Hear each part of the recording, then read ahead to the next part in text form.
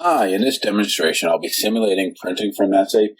I will generate a paperless workflow, a semi-paperless workflow, approval process, and all these documents will end up in a structured folder so they can be easily found and organized.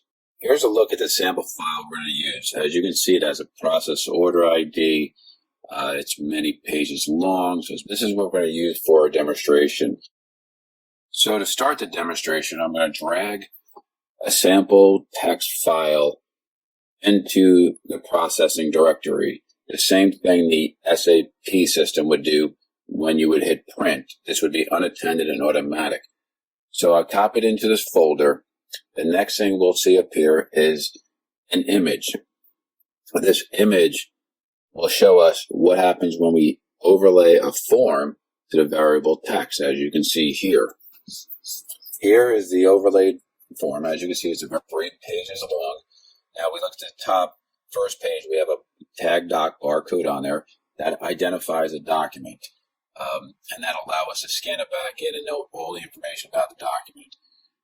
Since we're going to scan this in, I'm going to put a quick signature on it so we can demonstrate how the document gets scanned back in and still processed. Close it and I'll save it. Next thing I'll do is drop it into a scan folder as if I scanned it into a flatbed or an MFP device. And I can see it created a folder here. Now here's a document that I scanned back in. And as you can see, it captured that signature I put up on it. So if this was a real print and scan back in,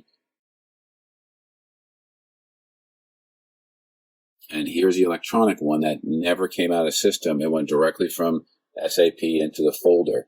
And you can see it's all vector-based, nice and neat. So now I have 2 documents. One was printed out, scanned it back in, and the other one was a full electronic document. So now I'm going to demonstrate putting a document, having SAP produce it, and then allowing a user to enter in more information in this document. So they were able to key in certain fields in the document, and then once they're done, they can submit it. And what it'll do is it'll create another PDF in the archive folder here that represents not only the information from the initial SAP print, but the additional information that the user actually keyed in. And as you can see, it was tied to the initial process order number in the system. So now I'd like to demonstrate allowing the user to fill in a form, and then we're going to run it through an approval process.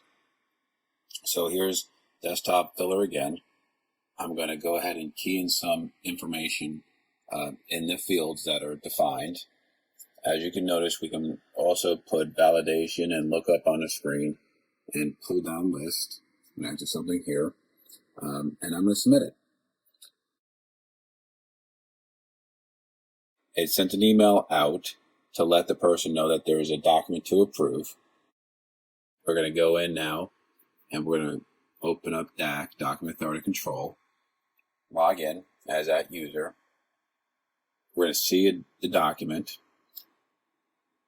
As you can see, a thumbnail on it. If you want a quick preview, we can add notes. We can approve it.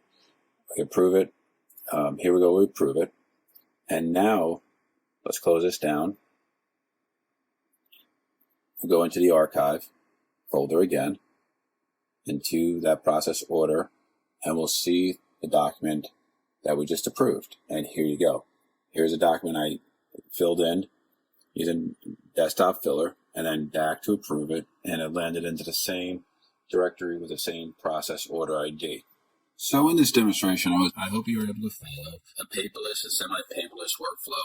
So the first demonstration, we printed something out to a laser printer. A user signed it, scanned it back in, and it went into the archive folder. At the same time, I was able to send one directly into the archive folder without being printed out. So the same results, except the one that was scanned back in was able to obtain a signature on it. The third demonstration was generating something from SAP, allowing a user to key in information on their computer screen to add value to that document. After they hit submit, it went into the same folder system that the other two documents went into. The fourth demonstration was coming out of SAP again, allowing a user to add information to it, sending it over to another user that had the authority to approve or deny it.